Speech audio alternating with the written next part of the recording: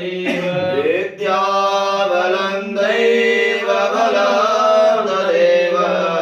लक्ष्मीपते ते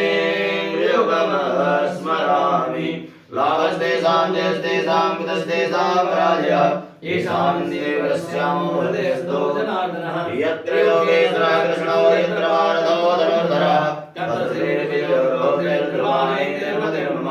अनन्या चिन्तयन्तो मां ये जनाः पर्युपासते तेषां निद्राविमुक्तानां योगक्षेममहम्यः स्मृतयः सकलकल्याणं भाजनं यत्र जायते पुरुषोत्तमं नित्यं भजामि शरणं हरिं सर्वेश्वरम्भकार्ये सौत्रैश्रीभुवनेश्वरः देवादिसन्दना सिद्धिं ब्रह्मेशां जनार्दनः विश्वेशं माधवं दण्डं दण्डपाणिं च भैरवं वन्दे काशीं गुहां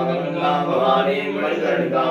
वक्रतुण्डमहाकाय कोटिसूर्यसमप्रभा